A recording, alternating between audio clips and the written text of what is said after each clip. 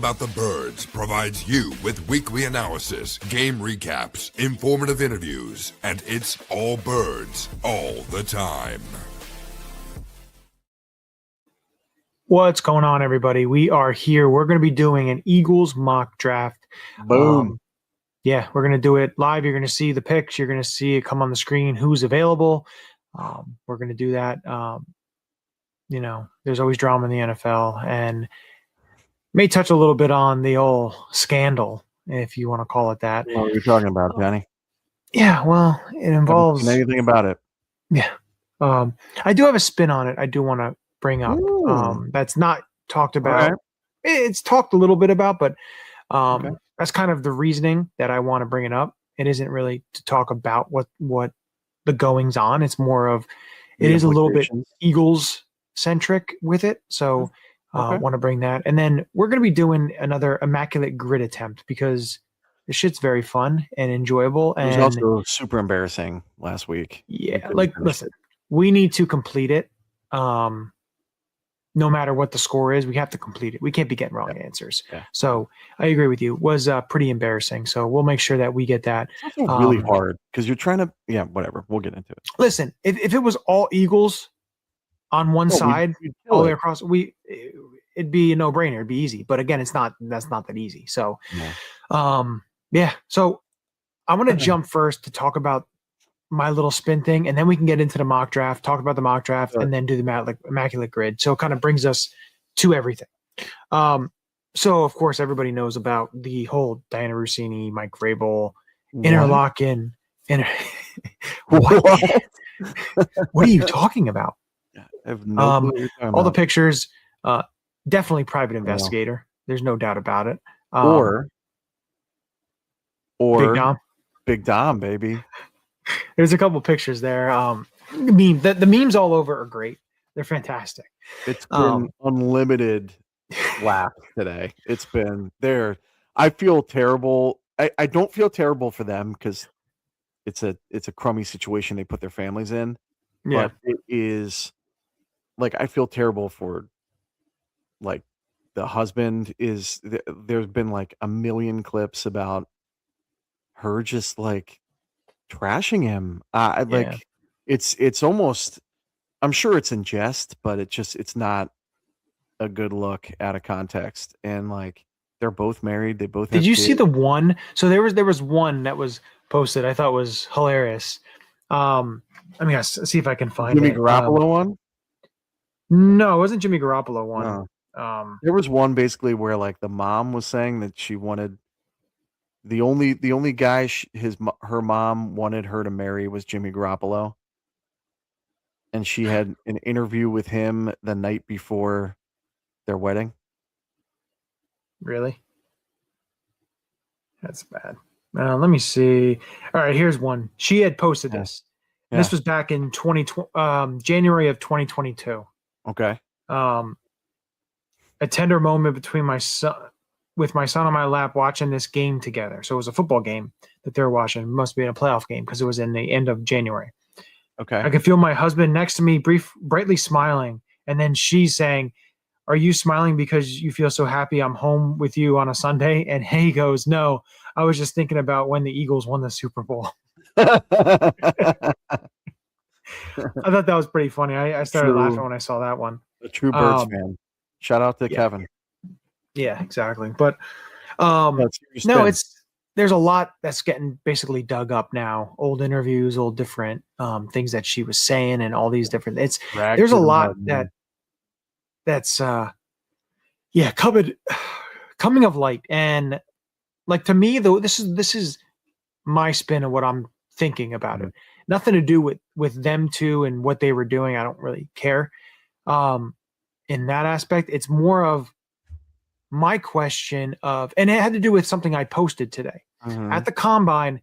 Mike Vrabel talked about, talked about AJ Brown, and he respects him. And at the time I kind of thought about it, but then I'm thinking a little bit more with all this going on and her feeding information to him and getting information, because essentially it's what has happened, the canoodling and everything else. But the other aspect of, he was so close to saying, I text him.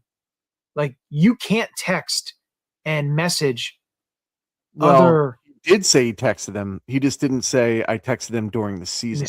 He almost did. He almost slipped and said it, but didn't. You could see him catch himself for sure. To me, he definitely does because he was just about to say it. So I'm wondering if the Eagles try and make a spin on this, try to do a spin of type of tampering aspect. Because listen, the NFL does not like the whole tampering thing. They frown upon it. They don't like anything like that. And I wouldn't to the point where they made it legal tampering. Yeah. So if you have an actual head coach of a franchise that is texting a player of another team during the season, which is frowned upon, and I believe it is against the rules. You're really not supposed to. Now, you're not supposed to persuade them to come to your team. Like, again, you don't know what's being texted, stuff like that. But to me, it's an interesting aspect of, do the Eagles maybe try and, get themselves. What's the benefit there? What do they like? I don't know. Trying to get a draft pick for tampering, essentially. Would they get compensation, or would the Patriots get docked compensation?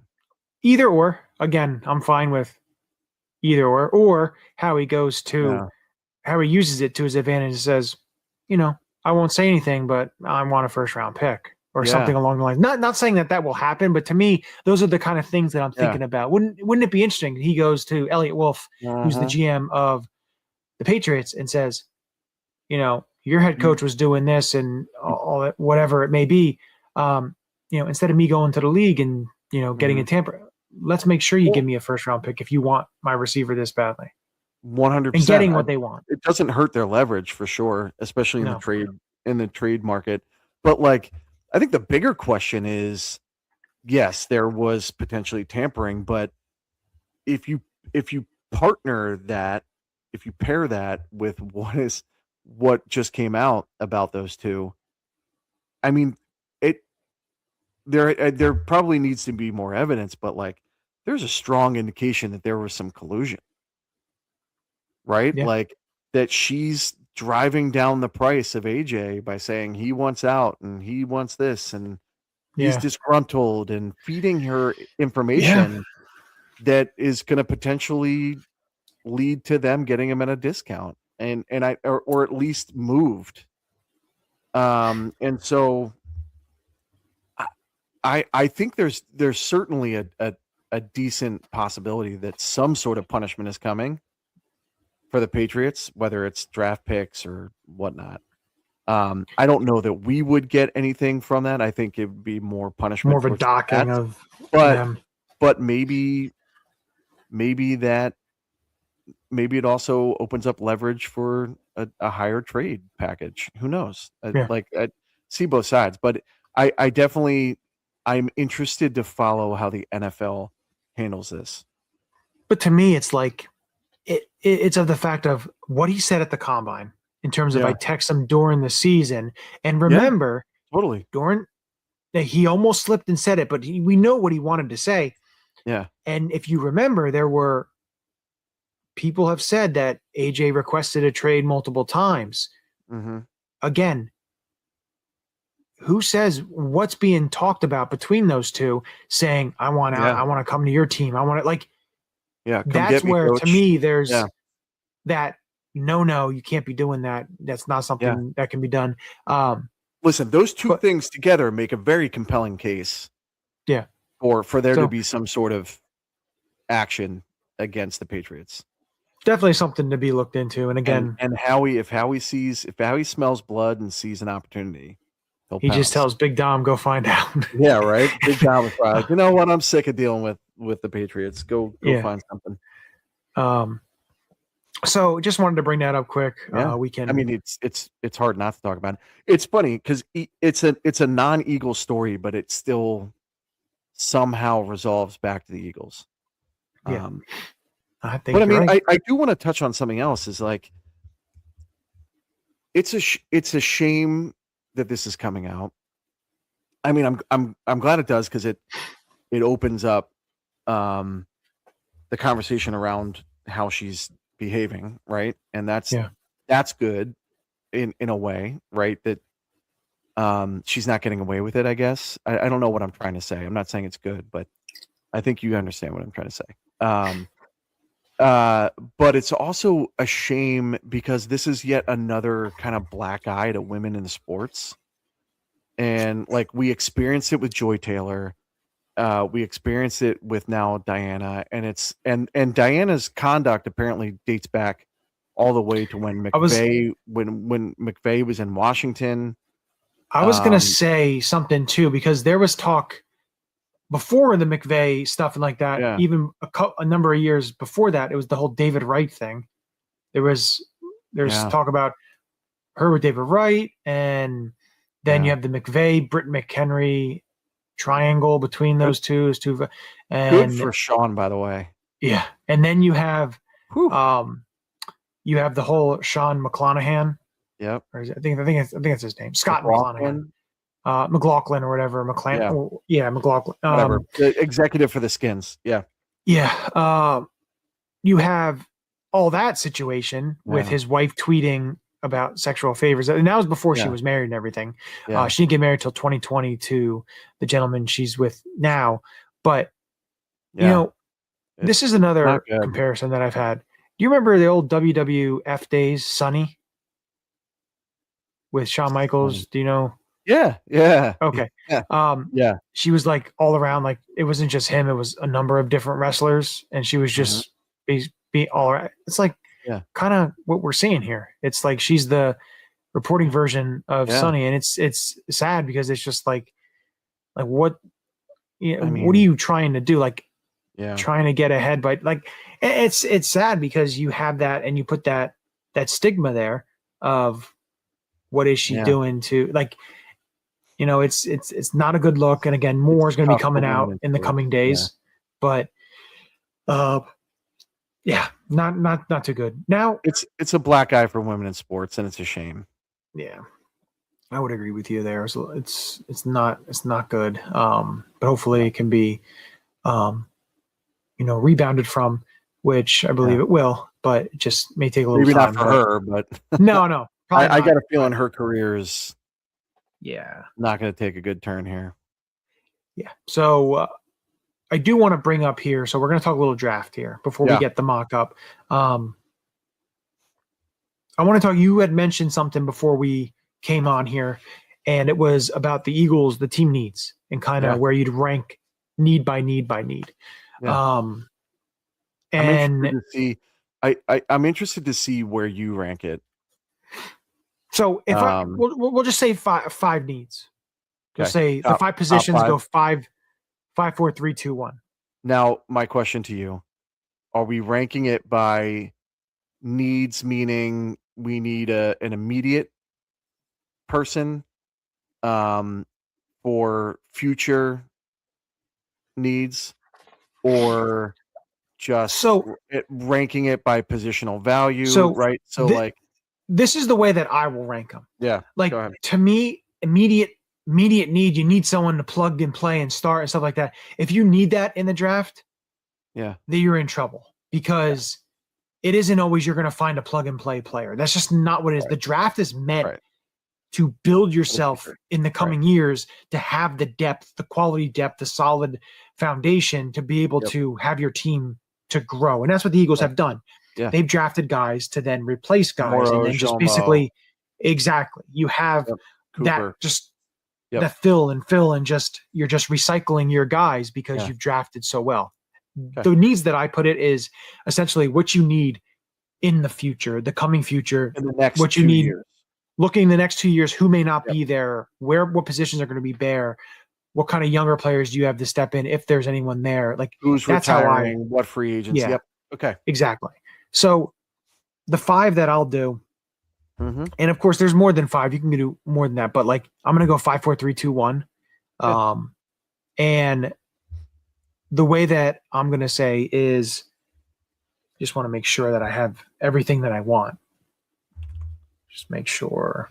So that position, that position, that position, that position, that position. Okay. So it may. Now, here are the needs as I see them. I'm not going to rank them yet, but I'll say the needs that I'm seeing. I'm seeing offensive tackle, edge, guard, tight end, wide receiver, cornerback, safety, and then 2, I think, sneaky needs are defensive tackle and linebacker. So I will go from there. Those are the immediate needs. Obviously, that's a lot of positions. Yeah. But there's a need. You can make an argument that each one of these is super important. The other thing is, like, the way that I base the needs isn't going to be like I'm going to reach for this player in the first round. I'm going best available, whether it's my first need or my third need, because correct. To me, everything. So the way that I'm going to say that's how Howie has been doing it recently. Yeah.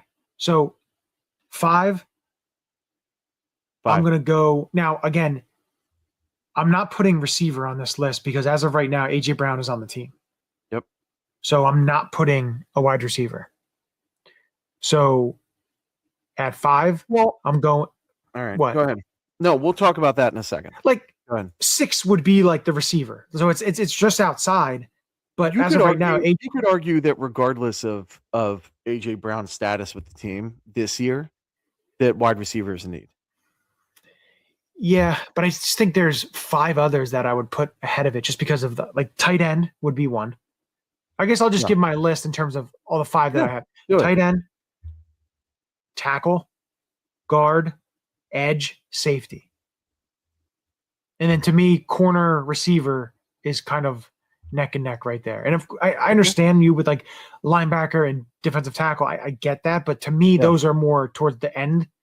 Then it's, I think the other positions are kind of where I see the Eagles needing a little bit more help in terms of the depth wise and everything. And it, like, tight end to me would be my one, because if you look after this season, the cupboard's pretty bare, really bare. And you need that next guy. Well, next season, you don't have anyone on the roster as of right now. No. So maybe they'll bring back Grant Calcaterra, be tight end number 1 next year. Stop it. So how about this? We should make a bet. If Grant Calcaterra makes the 53-man roster, you have to get his jersey. I refuse. Do you worry that because he's going to wind up bet?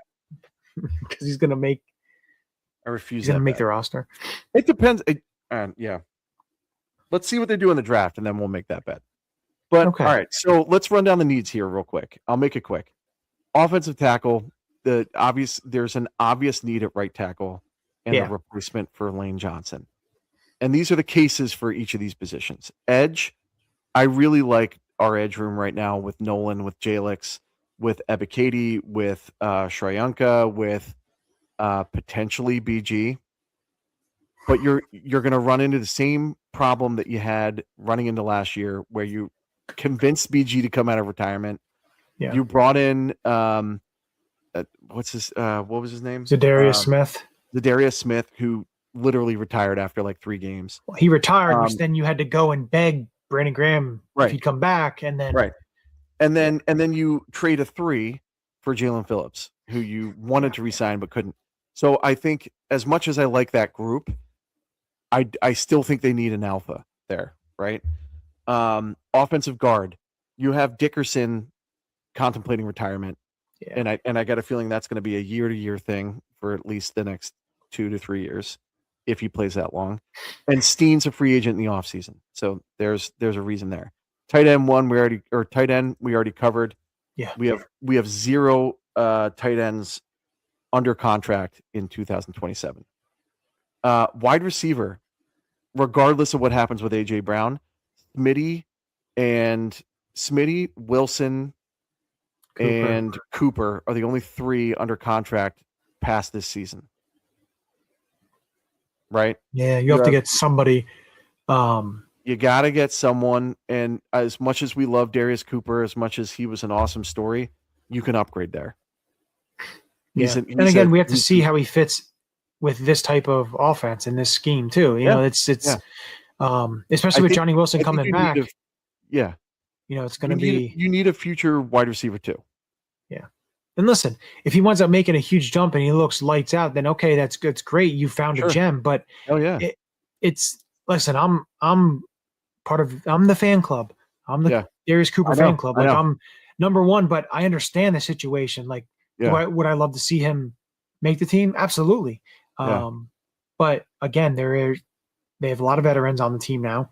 Whatever happens with AJ. Now, I think this staff, they're going to want to keep 6 receivers as opposed to 5, just because of the way that it's usually done. But it's going to be interesting to see how they lay it out and what they do and how they look at it, because again, this is a little bit different of an offensive scheme. So it's not going to be the same as it was. So it's going to be and even if AJ's here this season, he's most likely not here next season.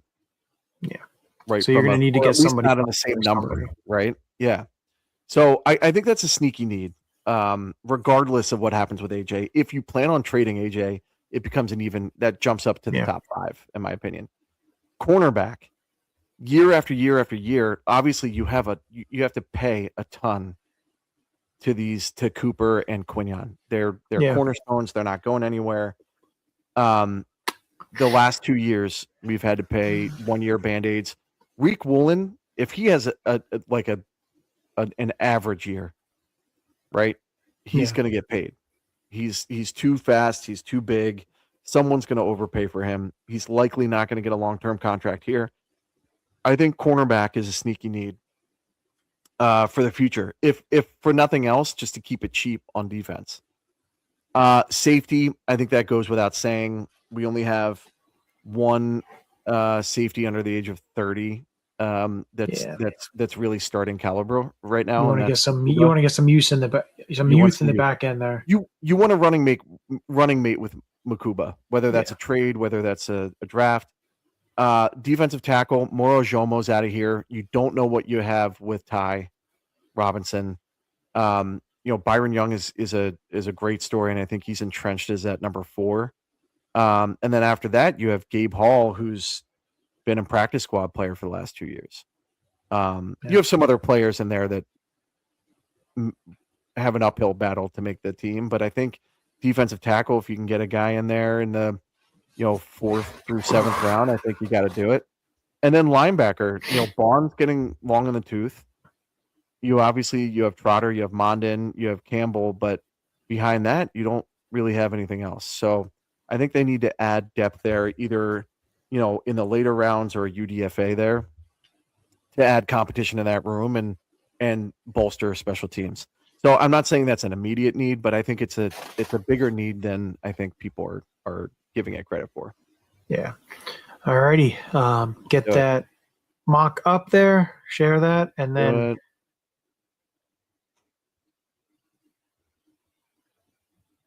all right. We're going to put it like that. All right. Boom. So it brings us here. Okay. So we're going to let it go, let the computer go. I know there's talk about potentially a trade.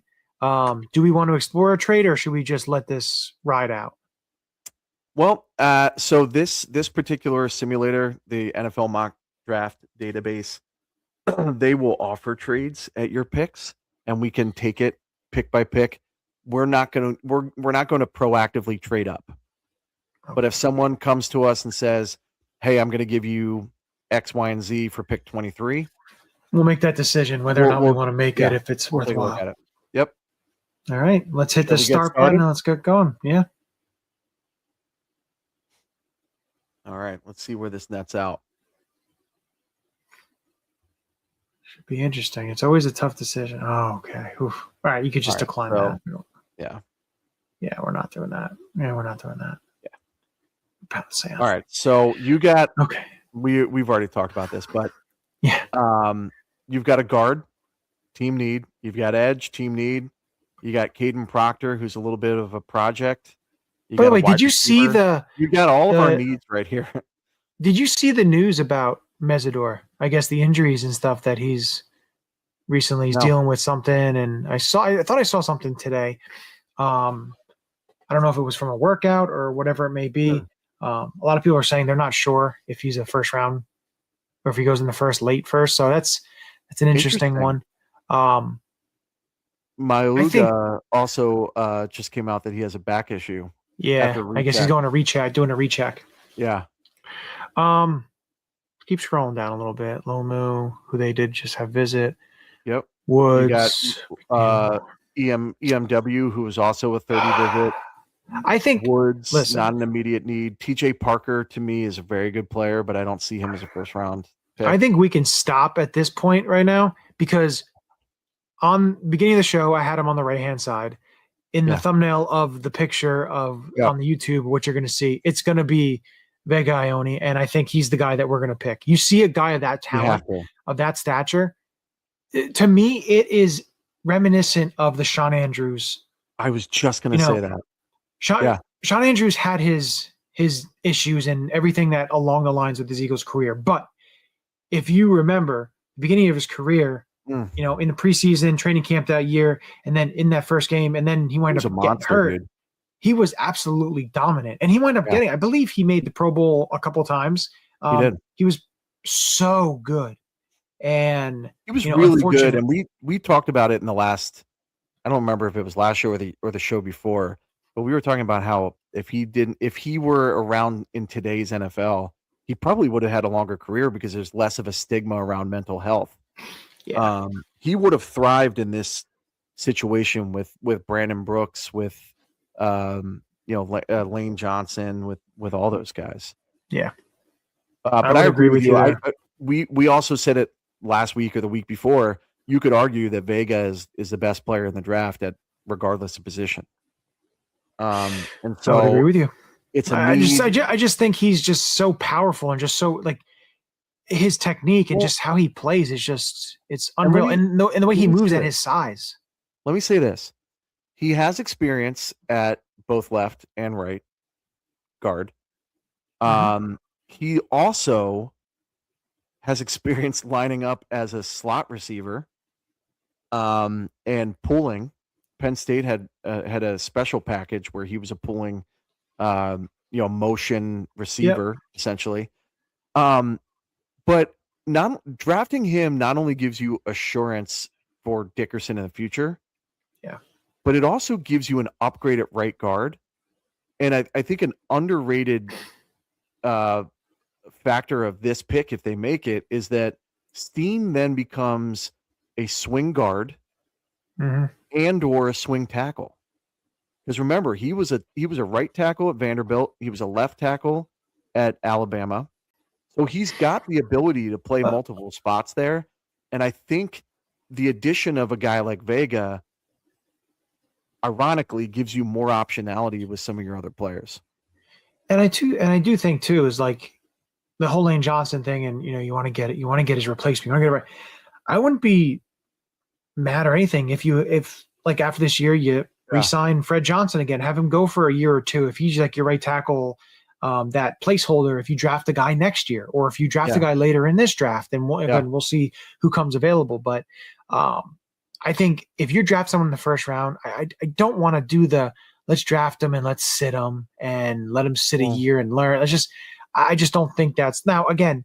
You may draft someone, Vega Ione may not be there, and it may be someone of the likes of an edge rusher who may not start right away. But I want a guy that's going to be, Proctor there too. But to me, it's just I think Proctor can play some guard, and like you can always kind of like right guard of today, right tackle of the future kind of thing. Yeah, like something along the lines of that. Yeah, absolutely. But I think we're going to go Ione on this one. But let me ask you a question real quick. Yeah. Would you feel differently about this? And again, to your point, I don't think Vega's here. I don't think he makes it past the Ravens at 14.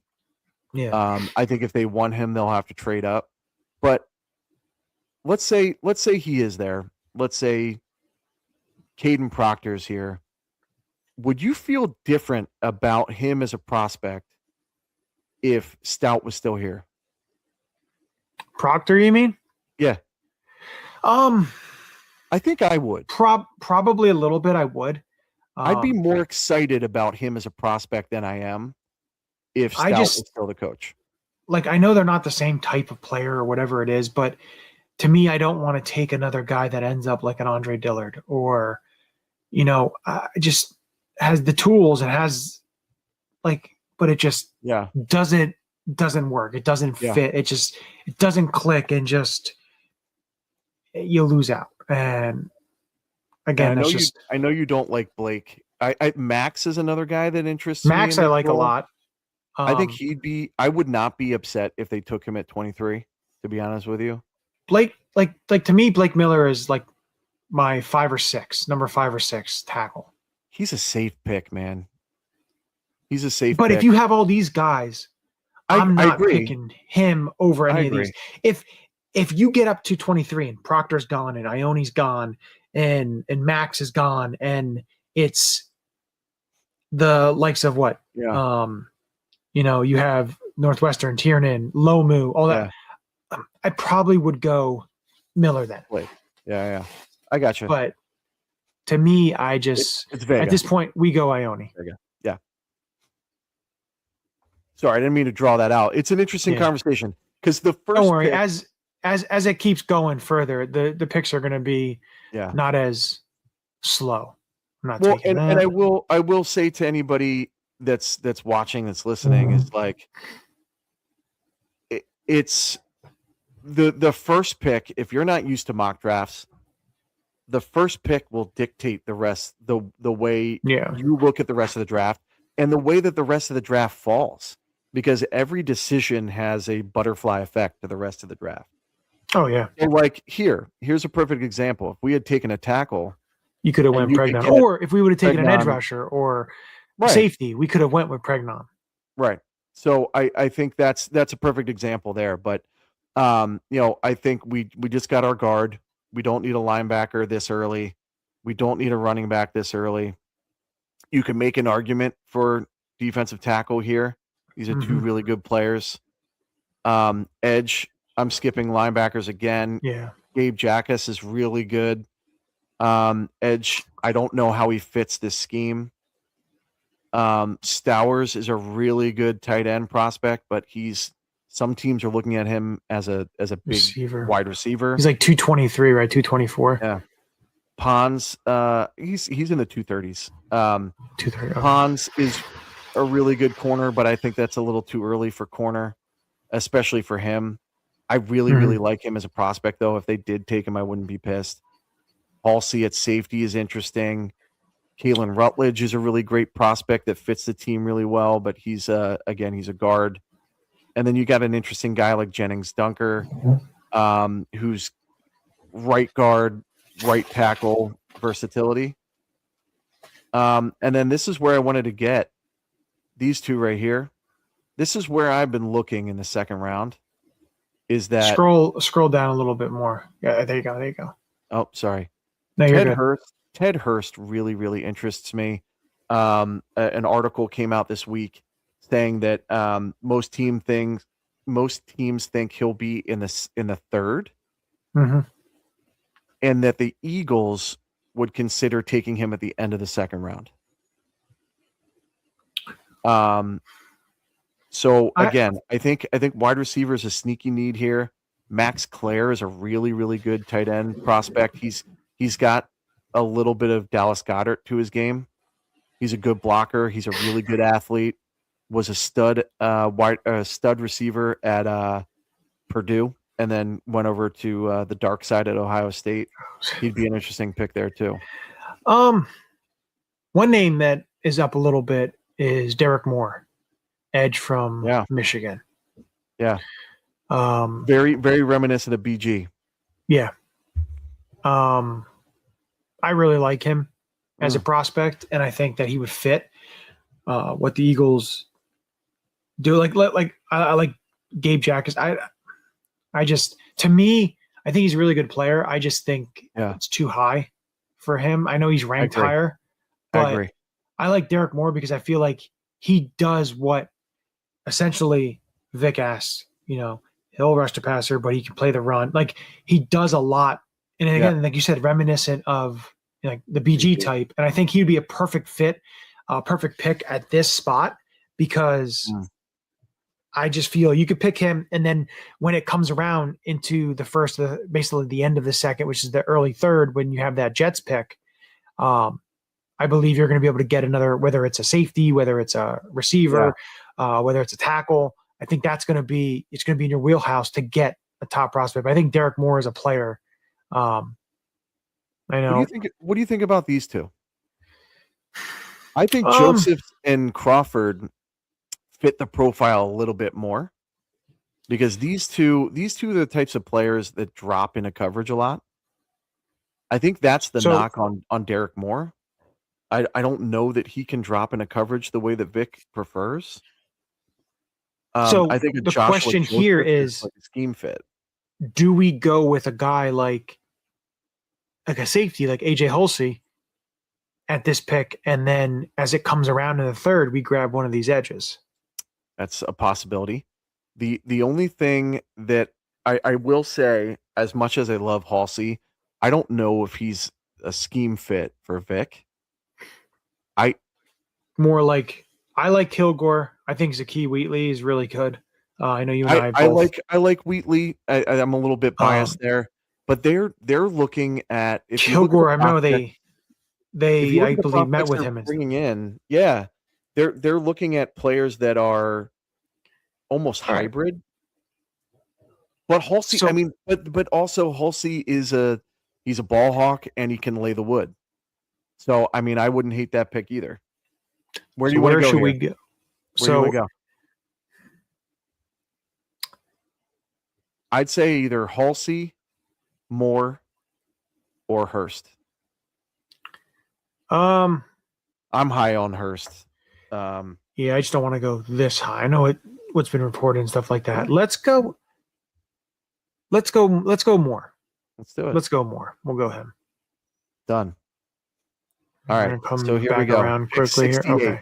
The Jets pick from the Hassan Reddick trade. All right. So everyone's you still have Hulsey. You have Pond still on the board. You have Hurst. You have Claire. Let's go with Claire. I think round 3, being round 3, I think you need to get the tight end because they're going to start coming off the board. And by the time we get to the end of the third round, there may not be interesting. There'll be a guy available, but interesting. Okay, let's do it. Pick 98. You can just we don't deal with traders. No. The only one I would consider is this. Move back 10. Yeah, we're fine. Let's see who's on the board here. See, this is where I know. I was gonna say if Delp's there, I know you're gonna go crazy. I would have gone Hurst Delps, but that's okay. I gotcha. All right, so scroll down and let's hit the Jalen Kilgore. We didn't take a safety, right? You can go up and look. I don't believe so because I think we went. Yeah, we went. So now we have guard, line, trenches, edge, and tight end. Yeah. So yeah, let's go with Kilgore. I really like Kilgore. He's 6'2", 210. Played in the slot. He projects as a safety. He can lay the wood. He's got good ball production. I think he'd be an awesome fit next to Lugo. Okay. So looky there. Still there. All right. So you got your guard, you got your edge, you got your tight end, you got your safety. So now you start thinking about tackle, receiver, corner, D-line, and obviously long snapper. Well, long snapper, we can slow down there. Okay. All right. So Malik Muhammad is a really interesting corner, I think. And Julian Neal, they both fit Vic Fangio's style here. They'd be interesting to me. Chandler is good. He's a little bit smaller. I think he's probably a nickel. And then you've got some interesting tackles like Crownover. Okay.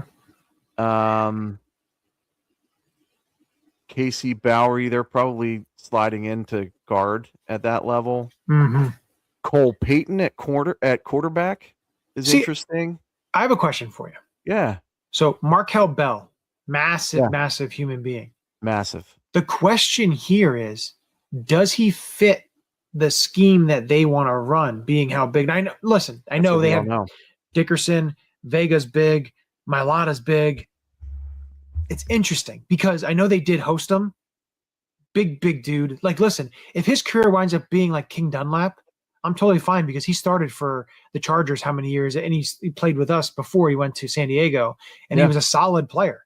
So that's, again, an interesting one. And I feel like, I don't know, he's been one I've really been starting to come around and pushing him up a little bit because I like I like his makeup. I like everything about that. And I feel like he'd be perfect, as a later pick, like in another round. Yeah.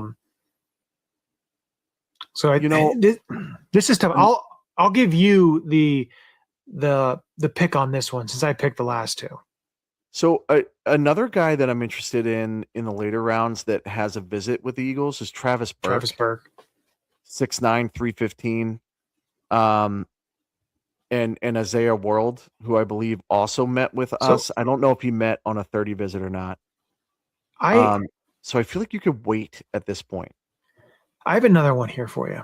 Now, again, the bias comes in here. The Drew Shelton. No. You think he's too small? I just don't think he has the strength to play in the NFL. I get that. Don't. I'd rather take if you're going to go with a bias, I'd rather take a shot Nolan on Rucci because he's got a little bit more versatility. But I think this is a good spot to either go receiver or corner. Okay. Who do we have at receiver here? Not really anybody worth the pick, unfortunately. I think we missed our chance at receiver. Bryce Lance is interesting. Big body. Caldwell is interesting too. He tested really well. McAllister is really big. Maybe I'll wait there at this point. So let's go corner because we have some interesting guys on the board. I really like the way these two play. I think they would both be really good fits. What's that? Yeah. If I had to pick between the two, I probably would go Julian Neal. I think I would too. He's a longer corner, and I think he plays the run a little bit better than Malik. Mm-hmm. So let's go Julian. All right. Brings us to the next pick here. I really like Sam Roosh, man. I really like him. I think if we would have waited on tight end, we could have got him. But again, like you said, I like the way Claire. things work. And I feel like, I think they need to pick a tight end early. Like going after a tight end in the 5th, 6th round, expecting him to be the next guy. Like, yeah, you may hit on somebody, and there's been that in the past, but it's not something that usually happens. Right. So, all right. So you got 4 picks left here. Jacoby Lane is interesting. He's a taller receiver. You already got your corner, so you can take them off the board. You've got some interesting tackles here. You have Cole Payton at quarterback. Mm-hmm. We don't know what's going to happen with Tanner McKee. With McKee. Stribling is interesting as like a slot receiver. Perkins would be an interesting fit here as a linebacker. Zane Durant as an Moro Ojomo replacement. Do we go Durant? Durant intrigues me. I really like him. I'm really high on Caleb Proctor. I believe he probably already went, so that's why. Because usually he goes in the 3rd or 4th. So I think Durant he tested super well. I say we go ahead and do it. I do too. I think defensive tackle is going to be I think we're going to surprise people with how high we pick one this year. Yeah. You want to move back 2 spots and pick up another pick? Yeah, sure. Boom. Let's do it. All right. Yeah, maybe we should go and get the quarterback. Oh, that's why so we're at 155. Yeah. I like Taylor Green. Yeah, let's do it. I think that's a good spot to pick a quarterback. Yeah, I would All agree right, with you. so because we picked up that extra pick, we now have 3 remaining picks. So we have a guard, we have an edge, we have a tight end, we have a safety, we have a corner, we have a D-line, we have a quarterback, which we did not discuss as a need, and we probably should have. So now I think we could pick up a linebacker. I think we said offensive tackle was another need, and wide receiver, which we have yet to address. I think those are the options, essentially, what we should be doing. So let's take a look. Oh, there's your boy, Drew Shelton. Drew Shelton there. I really like Max Llewellyn. I don't know if he's a scheme fit, but Demings is really interesting to me too. I really like him as a prospect if they decide to wait. Kalen Black, I think, would be really good as a running back. I think running back is a sneaky need here too. Coogan is really interesting because I think he can play guard or center. Center. Yep. And we've talked ad nauseum that we need a player that can do both, but they seem to be really high on Kendall. Kendrick Law is fast as hell. He's a 4.2, 4.3 guy. Now, what would you think? Travis Burke is here. Mm-hmm. What would you think about a guy later in the draft at wide receiver? Caldwell's here. He's 6'4", I think, 200 plus. Kendrick Law is a little smaller, but he's fast. And then you've got guys like Weegen, who's like one of the most. I knew you were going to bring him up. One of the most prolific punt returners, but that's pretty much all you're going to get from him. Malik Benson is a burner out of Oregon. Xavier Thomas and I guess he's gone, but Xavier Thomas is a really interesting deep threat returner out of LSU. You know a guy I like? Now, not sure how he'd be used in this offense. Go a little bit down. Would be Navy's Eli Heidenreich. Up a little bit. He's a fullback. He's like a Swiss Army. He's like a Swiss Army knife. He's very Juszczyk like. Yeah. Tyron Montgomery is somebody that has opened some eyes. But what's that? Tyron Montgomery is a guy that's opened some eyes in some of the All-Star games as well out of John Carroll. Let's go Caldwell. You want to go Caldwell? Yeah, go Caldwell. All right, so that leaves us with tackle and linebacker as our remaining needs. So see who's available at linebacker. Jack Kelly, just get him. Red Murdoch. Just do your guy. I know who you're looking for. Who, Murdoch? Just do Red Murdoch. He's my Don't you like him? I love him. Do it. Another guy I really like, if he's available, he's not, is the kid out of Michigan, Rolder. Oh, yeah. So let's see what's available. Tackle. You want to go Burke? Tackle. I like Burke. Just so we get that tackle? Yeah. I don't want to wait there. All right, go ahead. Tackle. Let's just see who's the best available at. Yeah. I don't think we need to get a linebacker there, although Jack Kelly's there. Jack Kelly reminds me of a white Nakobe Dean. He is so good at blitzing, dude. And he plays with a neck roll, which is pretty sweet. I like the neck roll. We still need a wide receiver, though. Oh, no, we already got a wide receiver. We got a wide receiver. Oh, your boy Mason Let's just Reiger. do it. Yeah, let's go. Mason Reiger. Yeah, let's go Reiger. Let's go with the edge. We'll double up on edge. Doesn't hurt. Gums is another guy that is intriguing. They brought him in as well. Let's do it. All right, and then go over our picks. Let's do it. All right, so round 1, 23, Vega, Ione. Round 2, we fill the edge with Derek Moore, Brandon, the second coming of Brandon Graham. Round 3, pick 68, we have Max Clare, Goddard replacement. The other thing I was thinking here is I wonder if they double up at tight end. They have no one on the roster here. I was I going to wonder if say this that may be an last pick. option. Like with that 7th round, we could have doubled up at tight end. Yeah, this last pick could have gone anyway.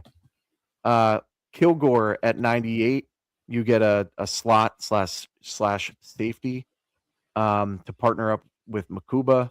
Julian Neal, I think you find that cornerback 3 for the foreseeable future.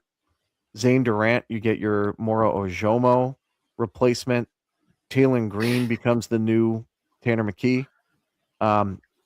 His own father compares him to Randall Cunningham. He's got height. He's got speed. He ran a 4.3 40. Yeah.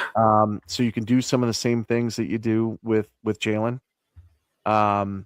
Jeff Caldwell, receiver at 178. Interesting height, speed prospect here out of Cincinnati. Not exactly a smooth route runner, which is why he's down here, but he's definitely got the traits. Travis Burke, he's been in for a 30 visit for the Eagles. They obviously see something in him.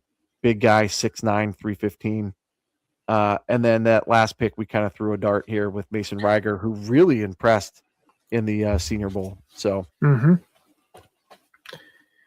Alrighty. So, good draft. Now we're going to get to the final segment. It's going to be a fun one because we have the Eagles, bud. oh man, Immaculate grid time. oh boy. Alrighty. So, okay. Here we go. As you see, the teams on the top there, you got the Browns, the Saints, and a made field goal. And then you have on the other side, you have the Commanders / Redskins, the Jets, and the Eagles. I got an Eagles Browns for you. That may give us a small percentage. Jerome Harrison. Exactly. Yes.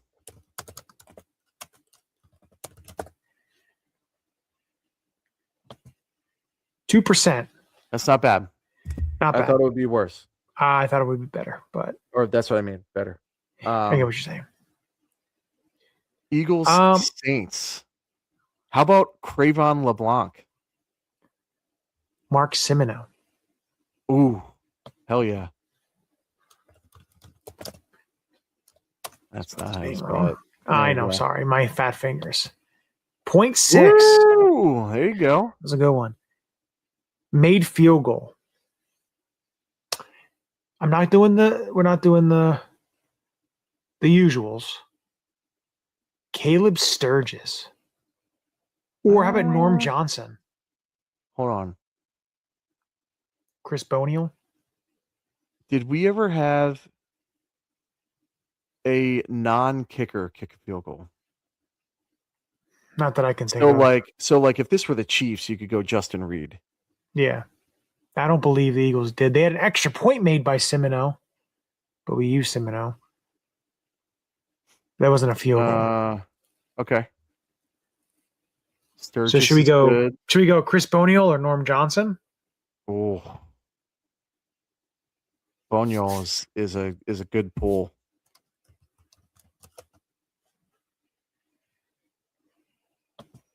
.7. Oh, yes. All right. We did good there. Jets, Browns. Mike Nugent. He made a field goal for him. For the Jets? Yeah. There you go. I don't want to go with I know he may get a high percentage here. 4%. Okay. That's not bad. A lot better than I thought. Now, I'm trying to think. The Commanders. Jets, Browns would Winslow's Jets, Browns, but that's probably too obvious, right? For Jets, Browns. Kellen Winslow, you said? Well, Braylon Edwards? Jr. Braylon Edwards would be a good one. Should we try Braylon Edwards? I feel like that's going to be high, but yeah.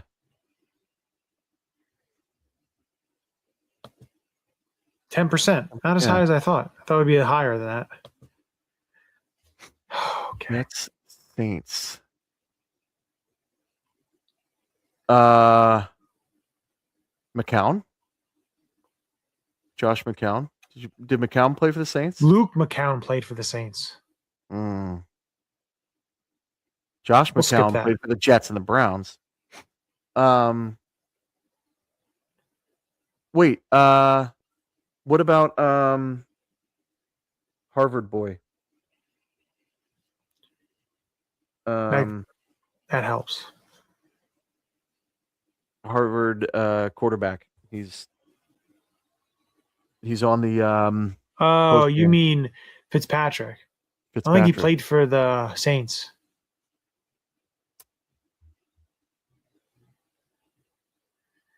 Trying to think of like play. Like, it's hard because you're like putting it in your mind. Trying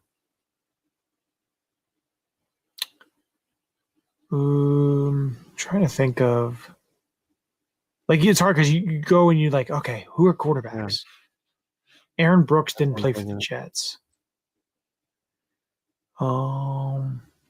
Reggie Bush didn't play for the Jets. I mean, Marshawn Lattimore for the Saints and Washington. Yeah, that's gonna be way too high. Easy. Yeah, it's gonna be way too high of a.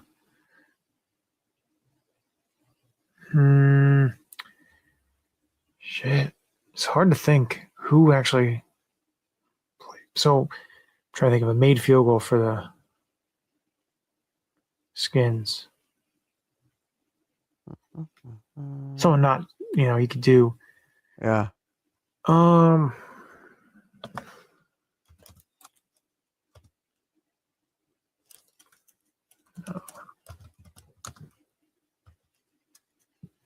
Trying to think. I think Chip Lowmiller, because I don't know why that name was the first name that literally popped into my head. I don't know if it's because I'm gonna go Chip Lowmiller. Where did Akers play after us? 4%.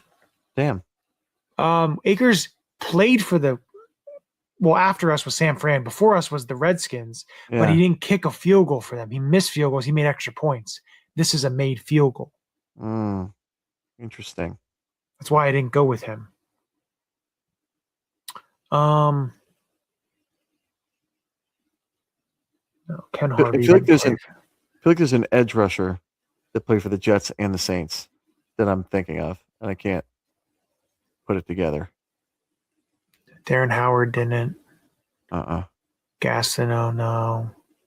Babin, no. Leroy Glover, no.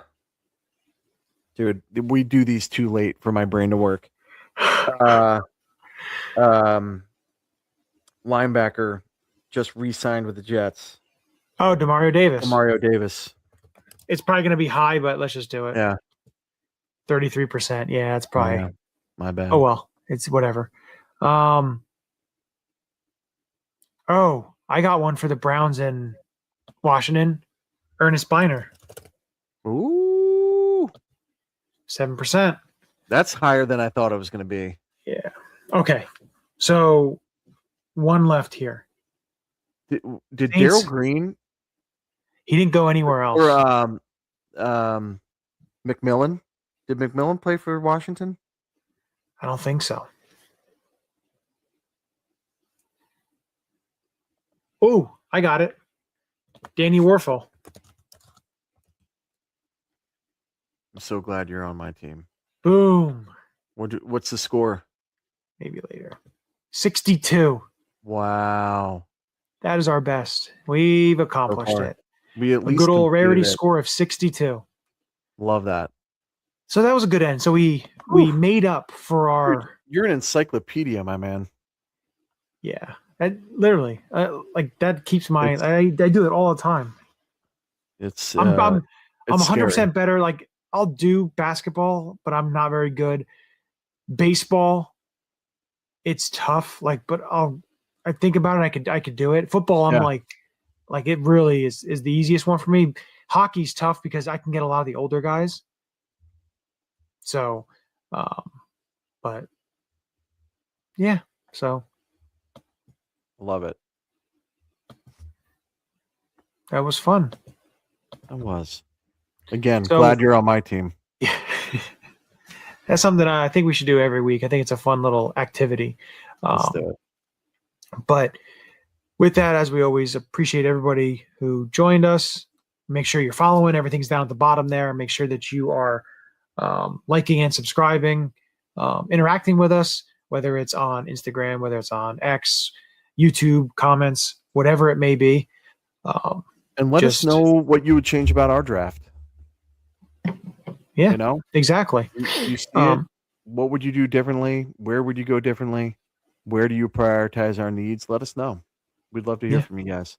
Exactly. And again, we appreciate everybody. But with that, as we always end it with a very happy and joyful Go Birds. This is Matt Ware. Hey, for all the Eagle content you need, go follow All About the Birds. They do a damn thing. Check them out. Hey, Eagles fans, I may be in Tampa, but I know where to find the best Eagles content out there. Check out my friends at All About the Birds. Philadelphia, what's up? This your boy Freddie Mitchell, a.k.a. Fred X. It's all about the bird. All birds all the time. All birds all the time. All About the Birds provides you with weekly analysis, game recaps, informative interviews, and it's all birds all the time.